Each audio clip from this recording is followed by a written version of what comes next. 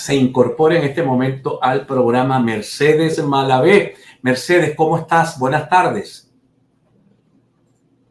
Sí, Mercedes, no te escucho. Bueno, muchísimas gracias a ti por estar con nosotros. Es un placer tenerte, es un placer ver esa sonrisa tuya que es tan agradable. Mira, ¿cómo están las...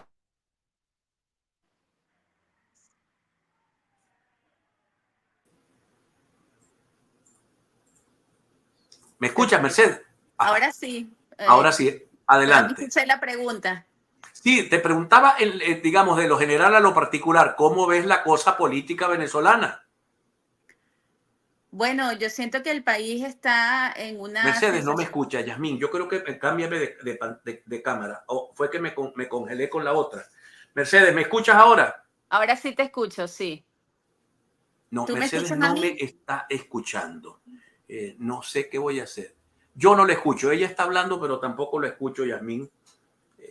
Vamos a ver qué pasa por acá. Mira, Voy un momento con Evelyn y retornamos con ustedes. A ver. ¿ahora me escuchas? Ay, se me cayó el internet. No tener el bueno, vamos rápidamente con la información que tenemos acá en focoinformativo.com. Familiares de José Sánchez Mazuco aseguran que no conoce el sitio o no conocen el sitio de reclusión a un mes de la detención. Este 30 de octubre se cumple un mes desde que el exdiputado por el estado Zulia, José Sánchez, fue aparentemente detenido y desde entonces los familiares y amigos no conocen cuál es su paradero ni su condición física y emocional. También agrega la nota, el día 30 de septiembre salió de su residencia y minutos después la camioneta que conducía se quedó accidentada. En consecuencia, llamó a un mecánico amigo y ambos se pusieron a buscar los repuestos para reparar el vehículo. A pocos metros de la avenida Milagro Norte de la ciudad de Maracaibo, un grupo de hombres vestidos de negro y fuertemente armados lo interceptaron, lo montaron en un carro y se lo llevaron. Testigos del hecho relataron que los supuestos efectivos policiales también se llevaron al ciudadano Antonio Bucetti, el mecánico que se ofreció a acompañar a Sánchez a conseguir los repuestos de su camioneta. Hasta el día de hoy no se conoce el paradero de ninguno de estos dos zulianos. La única versión oficial es que el día miércoles 9 de octubre, durante el programa número 498 de Con el Mazo Dando, el ministro de Interior, Justicia y Paz, Diosdado Cabello, indicó textualmente lo siguiente: nos informa nuestro patriota cooperante, el chofer de Bellavista, Rosales Andamón. Esto es parte de lo que dijo en el programa de Con el Mazo Dando, Juan Carlos, pero es una desaparición que alegan sus familiares forzadas porque no tienen conocimiento dónde está José Sánchez, dónde está recluido, Juan Carlos. Bueno, ahora sí, estamos acá y tenemos a Mercedes. Mercedes, ¿cómo estás? ¿Me escuchas bien? A ver, Mercedes, dame con Mercedes. ¿Tú me escuchas? Yo te escucho perfectamente, amiga mía. Qué bueno. Bienvenida al programa. La pregunta de lo general a lo particular, ¿cómo ves la política venezolana en este momento? Mira, yo siento que el país está a la expectativa de lo que pueda pasar el 10 de enero. Todavía hay una sensación de que aquí tiene que haber cambio en el Poder Ejecutivo, luego de una elección exitosa el 28 de julio, donde gran número de venezolanos se manifestó. Sin embargo, la política está como estancada, por un lado, en el ejercicio arbitrario del poder, represión, persecución, faltas de negociación, etcétera. Y por otro lado, pues la salida de Edmundo al exterior ha orientado los esfuerzos de ese sector político hacia el panorama, hacia el mundo internacional, ¿no? En parte empujado por la represión, por el resguardo, etcétera.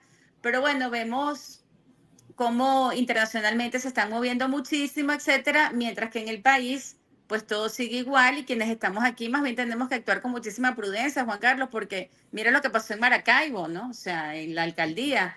Entonces, sinceramente, bueno, siento que estamos viviendo una inercia peligrosa, una inercia que va hacia la violencia, hacia cercenar pues más las libertades políticas, humanas de los venezolanos, y esto va a traer consecuencias económicas, ¿no? Porque ya vimos el fracaso de Maduro en la cumbre de los BRICS, ese polo económico que podía ser una alternativa para Venezuela, para su petróleo, para las sanciones, pues cerró las puertas, no...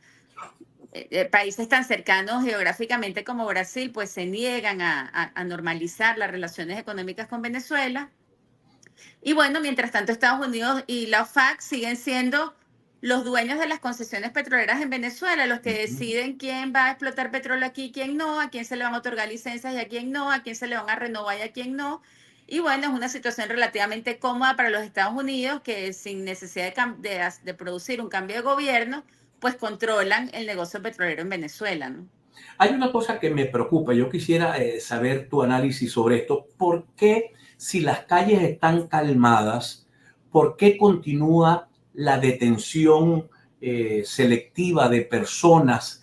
¿Cuál es la razón? O sea, ¿a qué teme el gobierno del presidente Maduro que continúa deteniendo gente? Porque si no temiera nada, pues no tendría por qué estar deteniendo gente en la velocidad en la que lo hace. Todos los días hay uno o dos detenidos, dirigentes políticos, sobre todo gente de Voluntad Popular y de 20 Venezuela.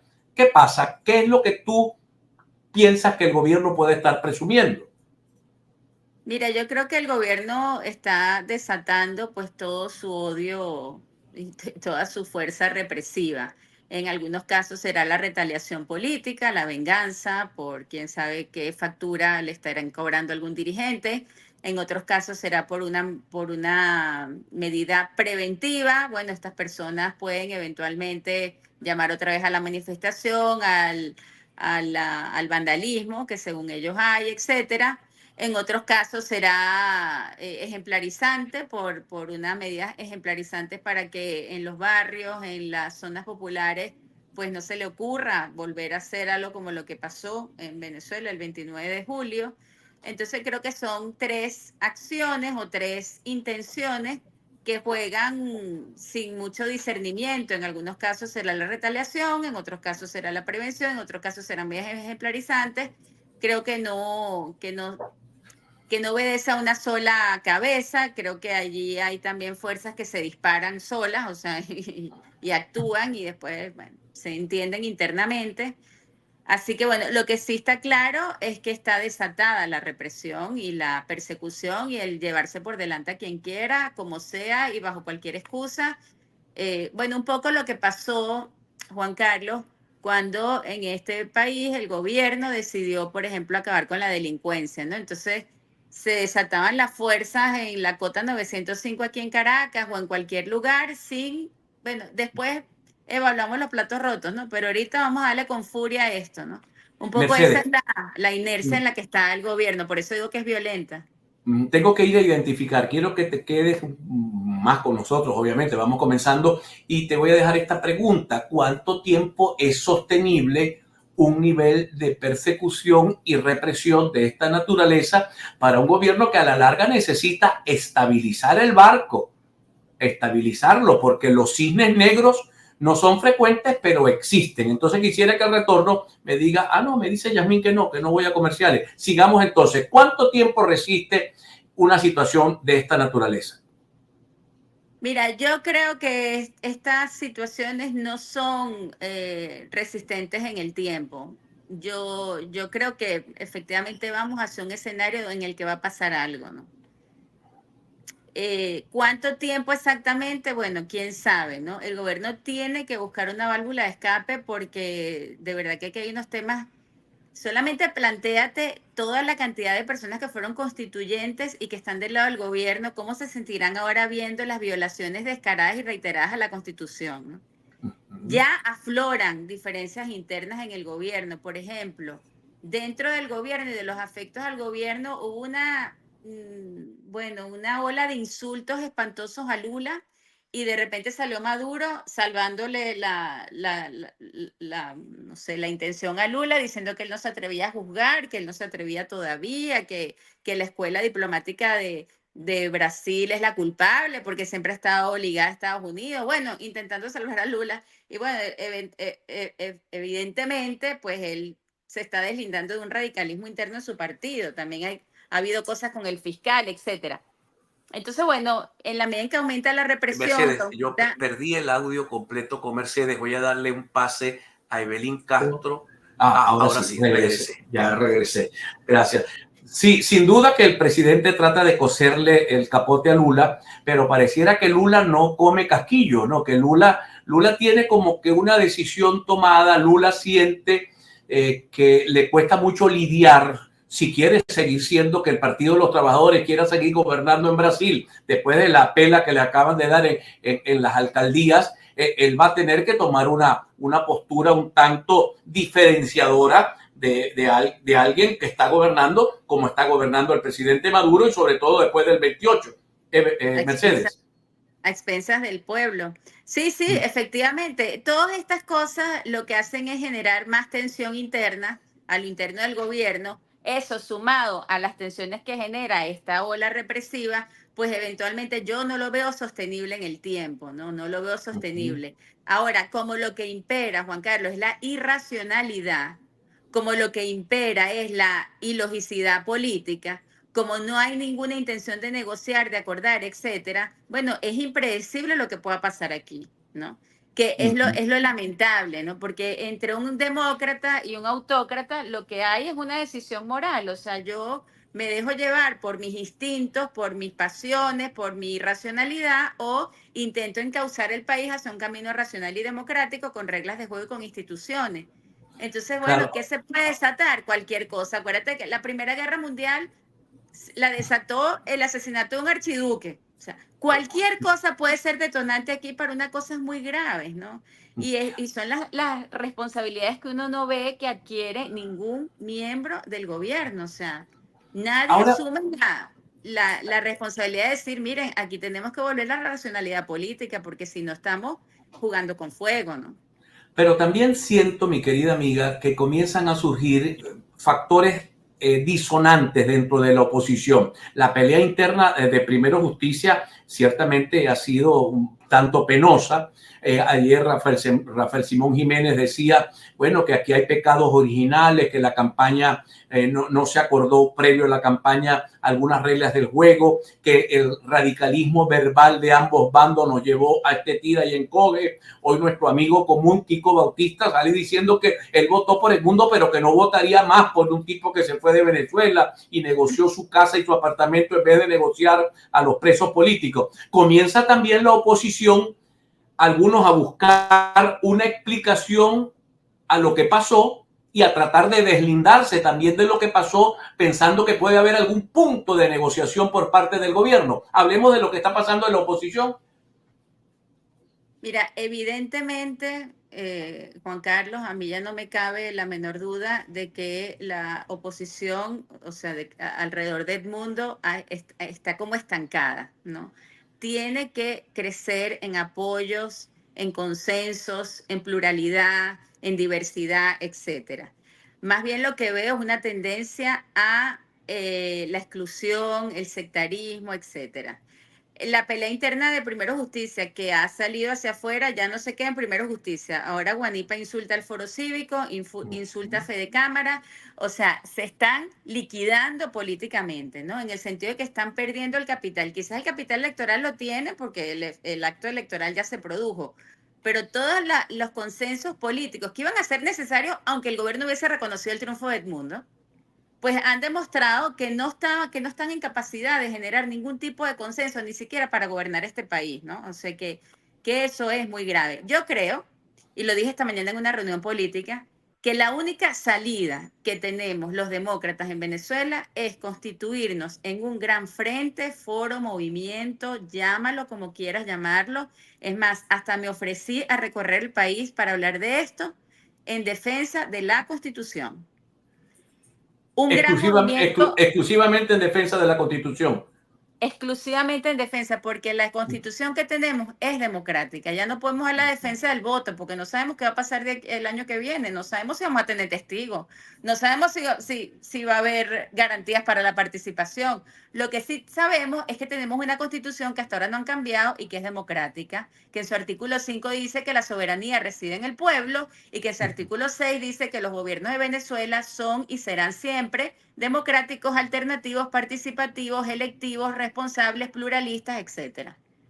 Sí, aferrarnos a esos principios como quien se aferra a algo mucho más allá que una ideología, porque es mucho más allá que una ideología de izquierda o derecha, es aferrarnos a nuestro pacto social, es aferrarnos e ir sumando fuerzas de la sociedad civil, de los gremios, de las academias, de las iglesias, Vamos a constituirnos en un gran frente de defensa de la Constitución que eventualmente nos ayuda a tomar decisiones en pro del rescate de nuestro hilo constitucional. Es el único mensaje, la única propuesta. Eduardo Fernández siempre dice que en política hacen falta 3 cosas: mensaje, organización y estrategia. El mensaje, para mí, el mensaje que ahorita rige para esta situación es un mensaje de decir: nosotros defendemos, promovemos y queremos volver a nuestra Constitución, la que tenemos. La organización a nivel nacional, amplia, plural, diversa, no importa si tú viniste del chavismo, ¿tú quieres defender esta Constitución o la quieres cambiar o la quieres violar? Bueno, si tú la quieres defender, vente para acá, este es tu lugar. Y la estrategia, pues, se tendrá que definir de acuerdo a lo que venga. Si venden unas elecciones, pues definirla de acuerdo a lo que más favorezca la defensa de la Constitución. Y así irnos constituyendo en un movimiento que de verdad represente la pluralidad que somos, porque si no convertimos victorias electorales en derrotas políticas, porque somos incapaces de dialogar. Los niveles de intolerancia hacia los sectores de la sociedad civil, Fedecámaras y el Foro Cívico son iguales a los que manifiesta el gobierno. Los mismos niveles de intolerancia. Entonces, ¿de qué estamos hablando? Sí, ciertamente, en mi opinión, voy a dar la mía, porque aquí todos damos la opinión en este programa. Yo creo que lo que dijo el señor Guanipa fue intemperante, fue romper. O sea, los empresarios venezolanos les ha costado un mundo tratar de tener una relación más o menos civilizada con el gobierno, y ahora entonces el que tiene una relación civilizada con el gobierno para poder mantener activa su cosa económica, su actividad económica, que genere empleo, que paga impuestos, que genera todo un desarrollo económico que es fundamental sobre todo para los más pobres, que finalmente son los cajeros de la farmacia, los acomodadores en la farmacia. Entonces ahora todos queremos aplicar una frase muy chavista que es: o estás conmigo o estás contra mí. El que no se cuadra absolutamente conmigo es un alacrán. Y si estás en el gobierno, el que no se cuadra absolutamente conmigo es un traidor a la patria. Así va a ser muy difícil lograr llegar a acuerdos. Y estoy hablando más allá del tema electoral, porque tú acabas de decir, y quiero que nos expliques un poco esto, cómo se puede obtener un triunfo electoral y al mismo tiempo una derrota política. Bueno, supongamos que hubiese habido reconocimiento por parte del gobierno del triunfo de Edmundo González. Los niveles de intolerancia que ha demostrado la clase política o el grupo rector de la campaña de Edmundo son tan grandes, Juan Carlos, que en este momento, aunque se hubiese producido un reconocimiento, se estarían matando por los cargos ministeriales, Eso el gobierno igual lo hubiese capitalizado a su favor. O sea, yo creo que igual lo hubiese capitalizado a su favor porque hubiese terminado afincando o profundizando esas diferencias, esas heridas, y haciendo bueno, que esto se convierta en una cosa inasumible. O sea, inasumible porque es que no se ponen de acuerdo. La Asamblea Nacional, el Tribunal Supremo hubiese podido haber dicho cualquier cosa, etcétera, ¿no? Cuando se ganó la Asamblea Nacional en el 2015, pues se le decretó a Maduro 6 meses, le dijeron: a ti te quedan 6 meses, y eso fue el inicio del fracaso de esa Asamblea Nacional, porque se extralimitó, creyeron que porque habían ganado esa plaza ya tenían ganado el país, y se pusieron a insultar a los militares y se pusieron a insultar al Tribunal Supremo de Justicia, y crearon todas las condiciones para que el poder se amalgamara y destruyera la Asamblea Nacional. Tú conviertes, o eres alcalde en ejercicio y te dedicas a las protestas porque el más importante es salvar a Venezuela, y pierdes la alcaldía, ¿no? O te la quitan o te acusan de lo que sea. O sea, se puede, por malas decisiones posteriores, terminar convirtiendo un éxito electoral en un fracaso, porque te tocaba ampliar, te tocaba incluir, te tocaba llegar a acuerdos, y lo que hiciste fue romper con toda esa coalición que te apoyó o que eventualmente podía ser aliado tuyo, ¿no? Claro, La política se mueve, la política se mueve, la política no es estática. Unas elecciones te dan, por supuesto, el derecho a la alternabilidad, pero en estas condiciones del país, con estos poderes públicos tan secuestrados como los que tenemos, con 20 alcaldes, gobernadores en contra, con 200 alcaldes del chavismo, oye, te tienes que mover con muchísimo cuidado, tienes que ver cómo te los ganas, cómo te vas ganando gente, no cómo la vas apartando y cómo la vas excluyendo. Y te quería decir una cosa: en Fedecámaras hay gente Juan Carlos, que ha sido expropiada por este gobierno. En Fede Cámaras hay personas que han asumido liderazgos políticos en sus municipios y en sus gobernaciones. Antes de lanzar una generalización o una condena general, tú tienes que pensar en todas esas personas que están allí, que siguen en Venezuela, que siguen produciendo, a pesar de que han sido expropiados. Y yo los he escuchado sus testimonios. Muchos empresarios, yo tenía 5 galpones y me expropiaron 3. Y siguen allí y siguen, y simplemente se cansaron de la guerra, porque la guerra lo que les hacía era perder su capital que le deben, que no es de ellos, es de su familia, de sus hijos, de los trabajadores, en fin, ¿no? O sea Claro, que, y sobre todo que hay un elemento que yo creo que desacreditó mucho a la clase política opositora. No puedo generalizar, pero digamos, cualquier empresario que arriesgaba, yo recuerdo cuál fue, cómo se llamaba aquel señor, el de Alfonso Rivas y compañía. Ese hombre arriesgó casa y, como decían, casa y hacienda por la defensa de las libertades venezolanas, y de pronto tú ves que los políticos generan un gobierno interino, y comienza todo el mundo a enlodarse cogiéndose la plata pública en el exterior. Entonces el empresario que arriesgó en el país dice, bueno, y yo por estos tipos es que yo me estoy arriesgando en Venezuela, me pongo a producir y me olvido de la política. No, si yo fuese empresario frente a ese ejemplo, digo, mejor me quedo callado y me pongo a producir que metiéndome en política o respaldando a una gente que termina cogiéndose los reales. sí, al final pareciera que a esa oposición no le importa el patrimonio de nadie tampoco. Entonces, bueno, si nadie se interesa por mi patrimonio, me tengo que interesar yo, lo tengo que cuidar yo, ¿no? Sí, y Ahora, efectivamente se dan esas declaraciones como si nunca se hubiesen cometido errores por parte de la clase política, ¿no? pues claro, ahora un poco has traído una idea novedosa para compartir con la audiencia. ¿Qué tanta buena caída tuvo tu propuesta esta mañana de hacer un movimiento constitucional para salir en defensa de lo único que es pega-pega? Lo único que nos une a los venezolanos es esa constitución. Los otros son los que nos pegamos a los gringos, y los otros los que nos pegamos a los rusos, los que se pegan a los europeos, los que se pegan a los chinos. Pero todos deberíamos pegarnos y obligar al gobierno y a la oposición que no quiere a entrar en el brete constitucional. Coméntame un poco, ¿qué tanta buena caída tuvo esta propuesta tuya? Mira, muy buena. De hecho, se va a generar un papel de trabajo al respecto y se van a buscar ya conversaciones con el foro cívico, con la iglesia, etcétera, para ver cómo, bueno, para ir alimentando. Al final esto es una idea que está surgiendo muy, muy tempranamente, y se habló también de la importancia de incorporar en la consulta a las regiones, ¿no? O sea, a los municipios, a los estados. Bueno, está todavía, digamos, en periodo de gestación, pero digamos que es una conclusión casi natural de la situación que estamos viviendo, ¿no?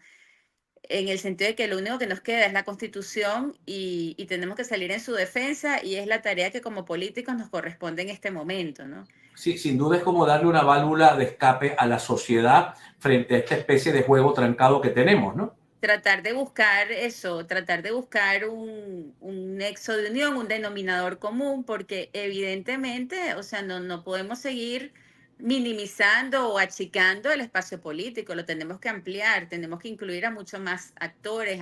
O sea, esto es un tema ciudadano, Juan Carlos, esto es un tema de libertades, de derechos fundamentales. No es un tema de si yo tengo vocación política o no, si yo quiero un cargo o no lo quiero. Aquí nadie tiene garantizado ningún cargo de nada. Es un tema de, bueno, como cuando hace 2 siglos pues se luchó contra la esclavitud. Bueno, hay temas, hay causas, hay situaciones que nos convocan a todos.